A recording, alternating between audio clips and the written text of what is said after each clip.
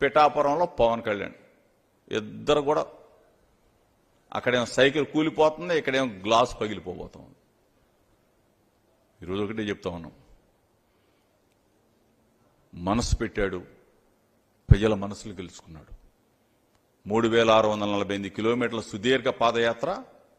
ఆ పాదయాత్రలో ప్రజల సంకల్పం, ఆ సంకల్పమే మేనిఫెస్టో, ఆ మేనిఫెస్టోనే ప్రజల గడపకు చేరింది. ప్రజల గడపకు చేరింది. ప్రజల గడపకు చేరింది కాబట్టి ప్రతి గుండెలో జగన్ అన్న ఉన్నాడు. కాబట్టి ఈరోజు జనం మొత్తం జగనన్న జగనన్న జగనన్న. ఫ్యాను గుర్తు, ఫ్యాను గుర్తు, ఫ్యాను గుర్తు. చంద్రబాబు నాయుడు పతనం అయిపోబోతా ఉన్నాడు. నేను ఒకటే చెప్తా ఉన్నాను, తెలుగుదేశం పార్టీలో ఉన్న నాయకులకు చెప్తా ఉన్నా, తెలుగుదేశం పార్టీ క్యాడర్ కూడా చెప్తా ఉన్నా, చంద్రబాబు నాయుడిని నమ్ముకుంటే నట్టేట మునిగిపోతారు. ఇప్పటికైనా చాలా మంది తెలుసుకొని మా వైపు వచ్చేసారు. మొత్తం ఇటు పక్కన జనసేన ఖాళీ అయిపోయింది, ఇటు పక్కన తెలుగుదేశం ఖాళీ అయిపోతుంది.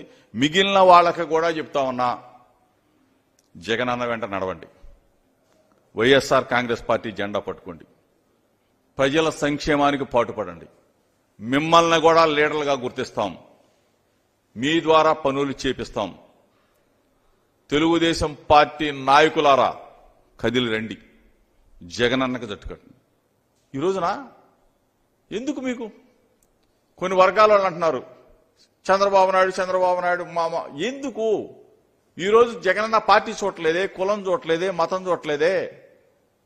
ఆఖరికి అగ్రవర్ణాల్లో ఉన్న పేదలందరూ కూడా మొత్తం రైతు భరోసాతో లబ్ధి పొందారు, ఇన్పుట్ సబ్సిడీలో లబ్ధి పొందారు. లక్షలాది రూపాయలు మీ ఇళ్లకు చేరినాయి. ఎప్పుడన్నా చంద్రబాబు నాయుడు 14 సంవత్సరాల ముఖ్యమంత్రిగా ఉన్నప్పుడు మీ ఇళ్లకి ఇచ్చాడు రా బాబు? వినండి, మా మాట వినండి, రండి. చంద్రబాబు నమ్మొద్దు, మోసకారి. తెలుసు కదా మీకు కూడా. తెలుగుదేశం పార్టీ పెట్టిన అధ్యక్షుడు ఎన్టీ రామారావు గారు మీ నాయకుడిని పైకి పంపించేసిన గనుడిని మీరెట్టా నమ్ముతారు? ఇప్పటికైనా మారండి.